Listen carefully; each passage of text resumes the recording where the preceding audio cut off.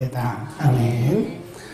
우리는 가끔 인생이 무엇인가를 좀 생각해야 됩니다. 철학자가 돼야 돼요. 나는 어디서 왔는가? 나는 어디로 가는가? 지금 나는 왜 사는가? 이 생각해야 됩니다. 우리가 너무 바쁘다 보니까요, 먹고 사는 일이 너무 바쁘다 보니까 어떨 때는 나의 정체성을 잃어버려요. 내가 누구냐? 나는 어디서 왔고 나는 왜 살고 나는 어디로 가는가에 대해서 심각하게 생각해야 돼요. 특별히 이렇게 단풍이 우거진 이 가을에는요, 우리가 사색가가 되어집니다. 사색가. 인생이 무엇인가? 나는 무엇인가? 나는 누군가? 나는 왜 사는가? 나는 왜 사업을 하는가? 그래서 자기 자신의 정체, 그리고 나는 누군가에 대해서 우리가 깊이 생각할 필요가 있습니다. 아니면 우리는 소중한 인생을 맥을 놓쳐요. 너무 바쁘다 보니까, 먹고 사는 일이 너무 바쁘다 보니까 내가 누군가를 놓치고 살아가면 소중한 우리의 시간을 우리가 놓치고 살기 쉬워요. 우리 인생이 짧아요. 굉장히 짧습니다. 시편 90편에 보면 우리 인생이 뭐라고 했냐면 일식간에 다하였다. 일식. 이 식이란 말은요, 숨 쉴 식자입니다. 숨 한 번 쉬는 것과 같다. 우리 인생을 뭐라고 했어요? 일시간에 흘러가는 것이다. 야고보서 4장에 보면 너희 인생이 무엇이뇨? 너희는 잠깐 보이다가 없어지는 안개와 같다. 그래서 우리가 안개 같은 인생이에요. 네. 우리 인생은 잠깐 보여요. 아침에 안개를 보면 잠깐 보이다가 해가 나면 안개 싹 없어집니다. 우리 인생은 안개와 같다고 성경이 말씀했어요. 마치 일시간에 사라지는 우리 인생이다. 굉장히 짧습니다. 그래서 우리는 우리 인생을요, 자주 생각을 해야 되고, 우리 인생을 돌아봐요. 남의 얘기할 시간이 없어요, 지금요. 다른 사람 얘기할 시간이 없습니다. 내가 지금 제대로 내 인생을 살고 있는가? 아니면 우리 인생을 허비해요. 허비합니다. 이 소중한 인생을, 이 짧은 인생을 우리는 정말 보람도 하나도 없이 뭔가 남겨놓고 가야 되는데 남겨놓고 아무것도 없이 우리는 어쩌면 우리 인생을 그냥 그렇게 허비할 수도 있다는 거죠. 우리 요즘에 보면 그 장례식을 할 때 보면요, 참 여러분 인생이 조금 힘들다 생각하면요, 화장터를 가세요. 화장터에 가셔서 그 화로에 막 유족들이 막 웁니다. 슬프게 울어요. 그리고 화장터 딱 들어가면 문을 딱 닫습니다. 요즘은 1시간이 안 걸려요. 그 아주 뭐 대단했던 영웅 후보도 뭐 그렇더라고요. 아무리 돈이 많고 아무리 명예가 뭐 뛰어나고 특출나고 건강했던 사람도 일단 그 화로에 딱 들어가면요, 요즘 40분이면 바로 나와요. 그리고 보여줍니다. 이렇게 유족들에게 보여줘요. 이렇게 보면서 삽으로 떠가지고 이거 다 분쇄할까요? 그럼 물어봐요. 거기 본 거 보면요, 뼈가 별로 없어요. 이 두개골도 다 타버렸어요. 우리의 그 손발, 다리 다 타버렸습니다. 없어요. 남은 것은 여기 있는 금리빨 뭐 그런 거 몇 개 있고요. 그래서 분쇄하세요. 그럼 다 분쇄하고 한 20분 되면 이만한 유골 하면 나와요. 인생 별거 아닙니다. 잘 살아야 돼. 잘 살아야 돼. 우리가 대단하고 우리가 오래오래 살 것 같지만 인생은 잠깐 보이다가 없어지는 아침 안개 같다고 성경이 우리에게 말씀했기 때문에 우리는 우리의 인생을 정말 보람있게 살아야 돼요. 하나님 보시기에도 정말 부끄러움이 없어야 돼요. 사람에게도 부끄러움이 없어야 됩니다. 오늘 장로님 기도 잘하셨어요. 우리가 연휴 동안에 가족 간에 혹시 연휴 기간에 형제 간에 부모에게 우리가 상처 입은 거 상처 주었다면 용서해달라 그러잖아요. 우리의 짧은 인생을 그렇게 우리가 상처 주면서 살 시간이 없습니다. 사실은 우리가 사랑하면서 살아도 이 시간은 너무나 짧은 시간이라고요. 그래서 우리는 우리의 남은 생애를 어떻게 살 것인가, 좀 철학가가 돼야 된다니까요. 이 가을에는 좀 사색가가 돼야 돼. 아무도 없는 저 빈들에 가서, 아니면 저 산속 깊은 데 가서 은행나무 아래에서 한번 인생을 한번 생각해 보라고요. 우리 인생을, 짧은 인생을 참 성공적으로 살기 위해서는 우리가 가져야 하는 여러 가지 관점이 있어요. 우리는 그걸 뭐라 그러죠? 성경적 인생관, 성경적 세계관. 좀 거창한데 뭐 별거 아니에요. 그냥 관점이에요, 관점. 네. 세상을 어떻게 바라볼 것이냐, 그것이 성경적 세계관. 인간을 어떻게 바라볼 거냐, 성경적 인간관. 재물을 어떻게 볼 것이냐, 그게 성경적 재물관이에요. 뭐 거창하지만 별거 아닙니다. 어떻게 볼 것이냐, 이게 중요한 거예요. 오늘 우리가 상고하려고 하는 이 전도서는요, 지혜의 왕으로 알려졌던 솔로몬에 의해서 기록된 성경입니다. 솔로몬이 40년을 왕으로 통치했는데 나중에 타락했어요. 타락하기 전에 기록한 것이다. 네. 근데 오늘 본문에 보면 특별히 우리의 짧은 인생 동안에 우리가 그렇게 소중하게 여기고 생명같이 여기는 그 물질, 재물에 대해서 어떻게 우리가 바라봐야 되느냐. 그래서 오늘은요, 성경적 재물관, 그렇게 보시면 됩니다. 우리가 성경을 통해서 재물을 어떻게 해석할 것이냐 쭉 봅니다. 10절로 갑니다. 5장 10절 시작. 내가 해 아래에서 큰 배단되는 것을 10절? 미안합니다. 10절 시작. 은을 사랑하는 자는 은으로 만족함이 없고 풍부를 자랑하는 자는 소득으로 만족함이 없나니 이것도 홀되다. 은을 사랑하는, 돈이요, 돈. 돈을 사랑하는 자는 돈으로 만족함이 없다. 풍부가 뭐냐? 재물입니다. 재물. 재물을 사랑하는 자는 그 재물로 풍부, 만족이 없다. 만족.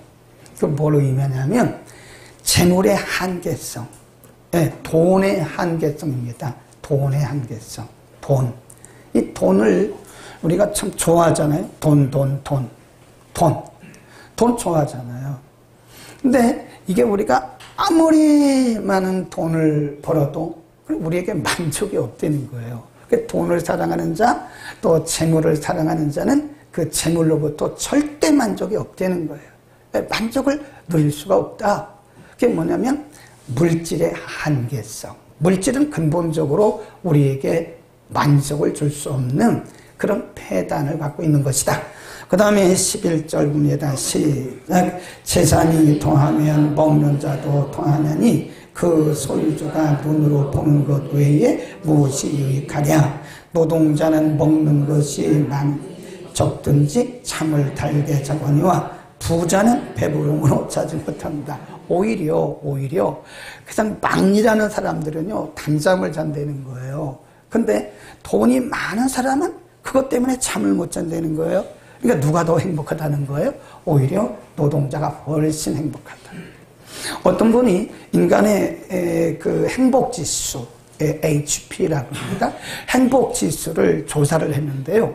우리나라는 행복지수가 저 아래입니다.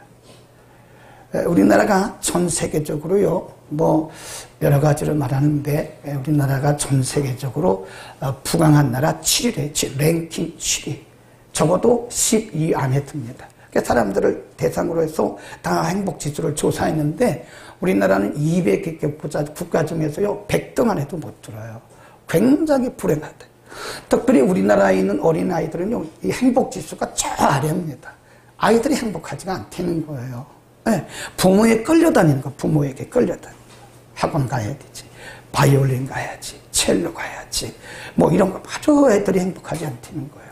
근데 저 방글라데시, 이디오피아 이런 나라는요 세계 5대 빈국 중에 하나입니다. 이디오피아, 방글라데시. 저도 방글라데시 가봤는데요. 방글라데시 수도 다카는 그래도 괜찮아요. 근데 거기서 조금만 나가면요 이 사람 사는 게 아니에요.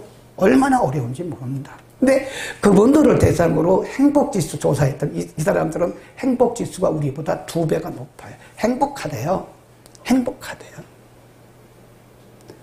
훨씬 더 행복한 거예요.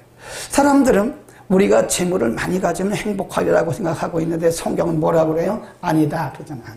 은을 사랑하는 자는 은으로 만족함이 없고 부를 사랑하는 자는 그 부로 만족함이 없다. 재물의 한계. 어떤 사람도 돈을 가지고 만족할 수는 절대 없다. 그런 말씀을 하잖아요. 그러니까 오히려 노동자는 편히 자는데 돈이 많은 사람은 배가 불러가지고 배부름으로 잠을 못 잔다. 그런 말씀하는데 이것이 뭐냐? 재물의 한계성을 의미하는 것이다. 다르게 말하면 사람들이 돈을 좋아하지만 돈으로는 인간은 만족할 수 없는 존재예요. 하나님이 우리를 디자인할 때 그렇게 해놓으셨어요. 하나님이 우리를 디자인하실 때 처음에 창세 때 우리를 만드실 때 디자인하시는데 인간은 돈으로는 절대 만족할 수 없는, 명예로도 만족할 수 없도록 그렇게 하나님이 딱 디자인을 해놓으신 거예요. 어디 안에서 만족할지? 하나님 안에서만 만족이 있도록 하나님이 그렇게 디자인해 놓으신 거라. 그래서 우리가 디모데전서 6장에 보면요, 오히려 돈은 그렇게 우리를 행복하게 할 수 없거니와 오히려 그 일만하게 뿌리가 된다. 돈을 사랑함이 일만하게 뿌리가 되느니 많은 사람들이 저를 찔러서 믿음에서 떠났다.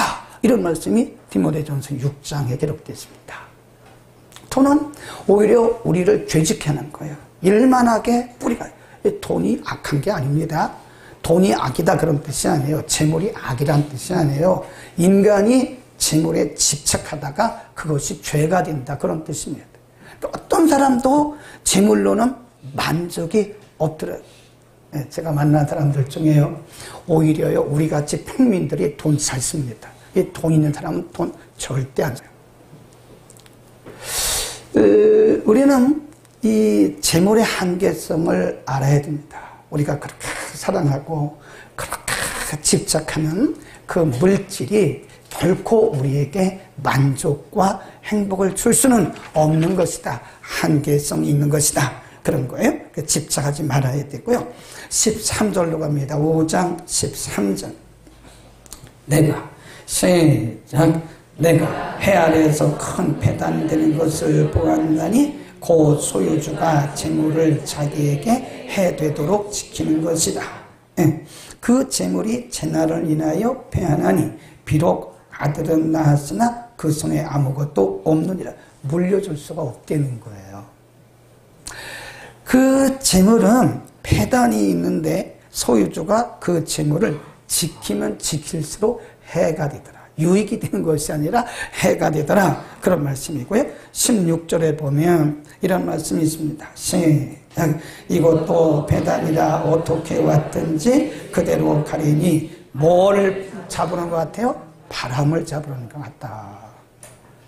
우리가 재물을 모으려고 하는 것은 이 돈에 집착하는 것은 마치 바람을 잡으려는 것처럼 헛된 것이고 허무한 것이고 그렇게 되지도 않는 것이라는 거예요. 근데 얼마나 많은 사람들이 지금 이 재물을 잡으려고 재물에 아주 집착돼 악착같이 돈을 벌으려고 그러는 거예요. 네. 옛날에 그렇게 말씀하지. 그게 다 바람을 잡으려는 것과 똑같은 것이다. 우리가 물질에 집착하는 것은 마치 바람을 잡으려는 것 같다. 그런 말씀을 했습니다. 그 뒤에 보세요. 또 재미있는 말씀을 하고 있습니다. 15절입니다. 저가 시작. 저가 못해서 벌거벗고 나왔은지 그 나은 대로 돌아가고 수고하여 얻은 것을 아무것도 갖지 못할 것이다. 그랬습니다. 그리고 그것 때문에 질병에 17절에 보면 일평생을 어두운 데서 먹으며 번뇌, 질병, 분노 이거예요. 그러니까 우리가 재물에 집착하다 보면요 병에 걸린다는 거예요. 병에. 네, 병, 분노. 부모와 자식 간에 막 싸우잖아요. 형제 간에 싸우잖아요. 이건 피도 뭐도 없어요. 돈 앞에는. 그러니까 분노예요. 분노. 거기 나오잖아요. 분명히 다시 보세요. 거기다 줄을 그어놓으세요. 일평생을 어두운 데서 먹으며 번뇌와 또 병과 분노가 저에게 있느니라. 많은 사람들이 물질을 그렇게 사랑합니다. 그래서 우리가 그걸 뭐라고 하냐면 맘모니즘. 맘몬이라고 하는 신이에요. 돈이 신이 되는, 우상이 되는 거예요. 돈 앞에는 부모도 없어요. 돈 앞에는 뭐 자식도 없더라고요. 현대인들이 맘모니즘에 이 황금만능주의에 빠져가지고요. 돈이면 다 한 거예요. 돈으로 그 사람의 인격을 평가합니다. 아니거든요. 이 돈으로 그 사람의 인생을 평가하는 거예요. 네. 제가 얼마 전에 근조화환이라고 하는 351번째 많이 썼죠. 351번째 시 제목이 근조화환입니다. 제가 장례식장에 가서 느낀 거를 거기다 썼어요. 장례식장에 가니까 어떤 사람들은 근조화환이요, 입구에서부터 저 빈소까지 양쪽에 다 있어요. 양쪽에. 그러니까 제가 항상 가면 여러분 느꼈는지 모르는데, 제가 꼭 거기 가면요, 거기 써 있는 걸 읽어요. 누가 보냈지, 누가 보냈지, 다는 아니지만 그걸 다 읽어요. 누가 이 사람에게 근조화환을 보냈나. 이게 보니까 지역의 국회의원은 그냥 정치적으로 보내고, 이게 보면 학교에 있는 분은 대부분 학교에서 왔고요. 또 이런 사업을 하는 분들은 어떤 자기 거래처라든지 그런 데서 왔는데, 가만히 보니까 상주들의 얼굴을 보니까요, 근조화환의 길이에 따라서 좀 자부심이 있는 것 같아요. 근데 어떤 분들은 근조화환이 10m도 안 돼, 10m. 어떤 분은 20m 뭐 양쪽으로 서 있죠. 그러면 상주들이 생각할 때, 나는 그래도 인생 뭐 괜찮게 살았지? 근데 가만히 생각해 보면요, 그 허무한 겁니다. 그 헛된 거라고요. 네, 그 근조화환의 길이와 짧은 것이 우리에게 우리에게 무슨 그게 도움이 되느냐고요. 어쩌면 그 유가족들이 자기를 어떻게 뭐 이렇게 그런 거로 보일 수는 있으나, 사실은 그것도 의미 없는 일을 하고 있는 것이다. 그런 거예요. 우리는 이 재물이라는 것이, 재물에 집착하다 보면, 아까 뭐라 했어요? 다시 한번 보세요. 얼마나 헛된 것인가. 이런 말씀이 있습니다. 15절 크게 읽습니다. 시작. 저가 모태에서 벌거벗고 나왔은즉 그 나온 대로 돌아가고 수고하여 얻은 것을 아무것도 손에 가지고 가지 못하리라. 이게 디모데전서 6장에도 그런 말씀이, 똑같은 말씀이 있어요. 사람이 빈손으로 왔음에 빈손으로 간다. 우리 옛날부터 그걸 뭐라고 그랬죠? 공수래 공수고. 빈손으로 왔다가 빈손으로 가요. 우리 장례식장 가봤잖아요. 뭐 대단한 거 없어요. 다 똑같아요. 화로에 들어가면 45분, 1시간 만이면 그냥 분쇄되고 분골 나오는 가루 한 줌으로 나오더라고요. 네, 우리가 그렇게 집착하고 있는, 우리가 어쩌면 그렇게 하나님보다 더 사랑하고 하나님보다 더 우상화하는 그 물질을 가져가는 사람 누가 있냐? 응? 가끔 보면 여러분 그거 하지 마세요. 아무런 의미가 없는 일입니다. 그냥 제일 싼 거로 하세요. 제일 싼 거. 어떤 분은 뭐 오동나무 그거 몇 시간이면 다 화로에 들어가는데 왜 그런 데다가 허비를 합니까? 돈을. 왜 그런 걸 허비하냐고요. 오동나무 뭐 비싼 관에 넣어가지고 시체를 넣어가지고 얼마 있다가 화로에 넣고 금방 불타버리잖아요. 그렇게 하지 말고요. 관에 안 넣을 수는 없잖아요. 그냥 가장 싼 거로 하세요. 그리고 수의도 입을 것도 없어요. 고인이, 돌아가신 분이 평생에 입었던, 저 같으면 이게 제일 좋은 옷이거든요. 이 옷은 제가 평일에 안 입습니다. 비싼 옷은 아니에요. 이 옷은 제가 절대 평일에 안 입어요. 설교할 때만 입어요. 주일날. 수요일은 또 다른 걸 입어요. 예를 들어서 좀 기분 나쁘지만, 기분 나쁠 것도 없어요. 예를 들어서 저라고 한다면 이 옷을 입히면 돼요. 이거 넥타이고요. 뭐 얼마 안 가는 겁니다. 그냥 이대로 입히라고요. 그냥 이대로 입혀서 그냥 제일 싼 관에 넣어가지고 그냥 화로에 넣었다가, 우리는 어차피 다 부활할 거 아닙니까? 근데 왜 그런 데다가 헛된 돈을 버리냐고요. 과시하는 거죠. 하지 마세요, 여러분. 여러분 부모가 누가 돌아가시면요, 그냥 평소에 입던 옷, 멋있는 한복이나 양복, 예전에 우리 김영호 장로님 돌아가셨는데 그 본인이 입으셨던 그 양복 입고 딱 하시니까 너무 좋아요. 너무너무 좋아요. 네. 그래서 그 이후에 보면 우리 교회 성도님들은 수의 안 입더라고. 되게 다 본인이 입던 거 한 거예요. 제가 말씀드리는 거에 그것이 정답이다 그건 아니지만, 사람이 공술의 공수거라는 거예요. 네? 공술의 공수거예요. 우리가 거저왔다가 거저가는 건데 우리가 거기에 너무 집착하지 말자 이겁니다. 아멘. 누가복음 12장에 예수님도 그런 말씀 하셨어요. 한 부자가 있었어요. 이 사람은 굉장히 부자입니다. 농사가 너무 잘 되는 거예요. 그러니까 어디다 그 곡식을 쌓을 데가 없으니까 창고를 짓고 또 쌓고 짓고 또 쌓고 막 그런, 매년 농사가 풍년이 되니까 이 사람이 어떻게 할 길이 없어요. 그냥 창고 부시고 또 쌓고 창고 부시고 또 쌓고, 그리고 이렇게 말해요. 내 영혼아, 이제 나는 이 창고에 많은 곡식들을 두었으니 편히 쉬고 먹고 마시자. 네, 그 20절에 보면 예수님이 하신 말씀이에요. 어리석은 자여, 오늘 밤 너의 영혼을 도로 찾으리니, 그 말은 죽으리니 그 말이에요. 오늘 밤 네가 그렇게 창고에 많은 곡식을 쌓아두고 창고를 뭐 다시 짓고 그랬지만 오늘 밤 내가 내 영혼을 도로 찾으리니 그것이 누구 것이 되겠냐. 그래서 뭐라고 그랬어요? 어리석은 자. 물질에 집착하지 맙시다요. 그러면 우리의 인생을 어떻게 살아야 될 거냐. 정답이 있습니다. 정답 18절입니다. 18절 시작. 사람이 하나님의 주신 바 그 일평에 생에 먹고 마시며 해 아래서 수고하는 모든 수고 중에 누리는 것이 선하고 아름다운 줄을 내가 보았나니 이것이 그의 분복이다. 여기서 세 군데 우리가 동그라미를 치거나 줄을 그어야 됩니다. 그 첫 번째 줄이 뭐냐?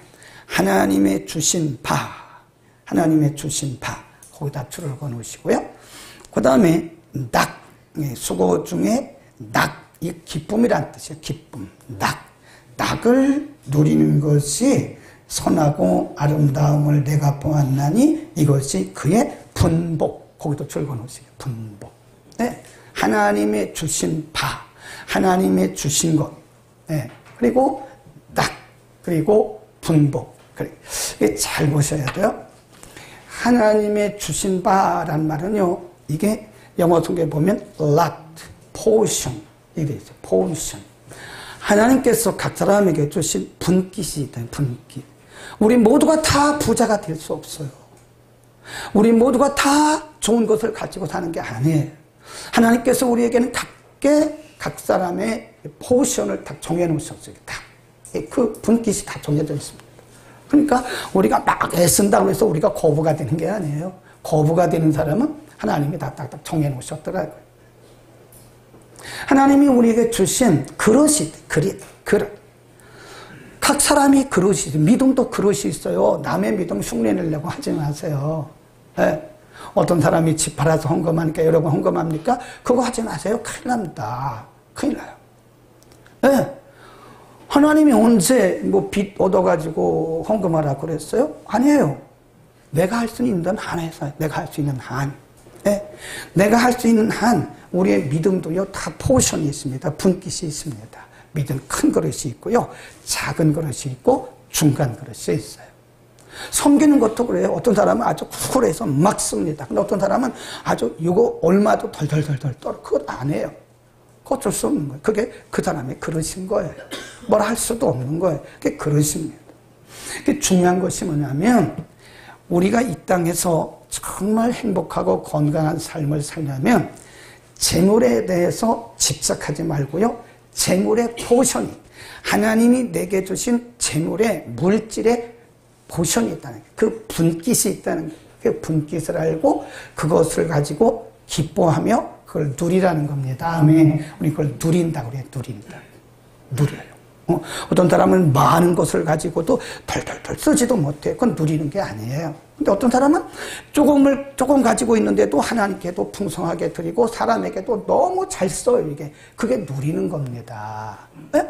하나님께도 풍성하게 드리고 사람에게도 좀 이렇게 지갑을 여시라고요. 지갑을 여시라고요. 네, 지갑을. 크리스찬들은요, 언제든지 가서 내가 먼저 열어야 돼요.